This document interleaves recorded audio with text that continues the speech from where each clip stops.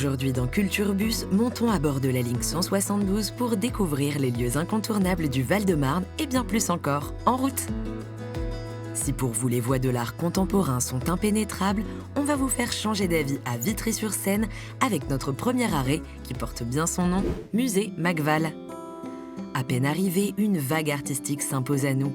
Tout d'abord par le bâtiment blanc tout en transparence et signé Jacques Ripaud, mais aussi par les sculptures en plein air qui nous donnent un avant-goût du contenu de notre visite. Et en parlant de visite, commençons justement la nôtre. Unique musée à être entièrement dédié à la scène française, il reçoit certes des expositions temporaires, mais présente surtout les pièces de sa collection permanente. Elle change tous les 18 mois et aujourd'hui, on a la chance de voir une œuvre non dénuée d'humour. Ce drôle de baby-foot où les joueurs adoptent des postures tragiques est tout bonnement appelé Materazzi, le nom d'un joueur de foot italien.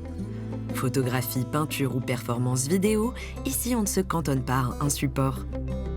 On ne sait pas si vous y voyez désormais plus clair, alors pour les plus terre-à-terre d'entre vous, on vous réserve une deuxième adresse tout en beauté et en parfum. Descendez à l'arrêt sous-préfecture Roseraie pour découvrir la roseraie de l'Haÿ-les-Roses. Et oui, la ville a bien été nommée en l'honneur de ce jardin en 1914, avant c'était juste l'Haÿ.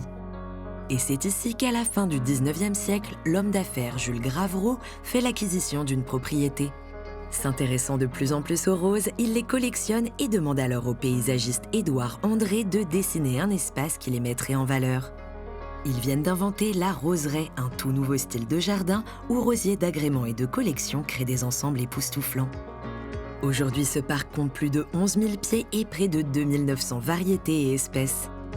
Au fil de votre promenade, vous apercevrez le théâtre de verdure et son temple de Vénus, qui accueillirent les représentations des Rosati, une société de gens de lettres, ou encore plus tard des sociétaires de la Comédie Française et même Jean Cocteau. Si le paysage et le doux parfum des fleurs vous ont donné envie de prolonger la balade, ça tombe bien, direction l'arrêt Bourg-la-Reine RER.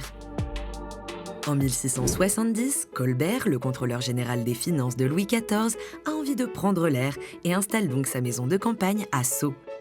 S'il fait agrandir sa demeure, il commande surtout au jardinier du roi André Le Nôtre un jardin à la française. Arabesques, buissons taillés et fontaines s'étendent poétiquement devant les yeux des promeneurs.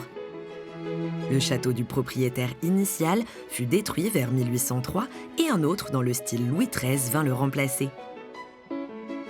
On peut encore le visiter aujourd'hui. Transformé en musée, il retrace l'histoire des familles qui se sont succédées. Demeure aussi un bâtiment commandé par Colbert, le pavillon de l'Aurore, qui lui servait à l'époque de cabinet de travail.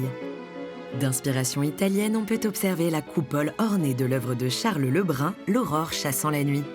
Notre voyage à bord de la ligne 172 se clôt sur ces notes poétiques. Terminus, tout le monde descend.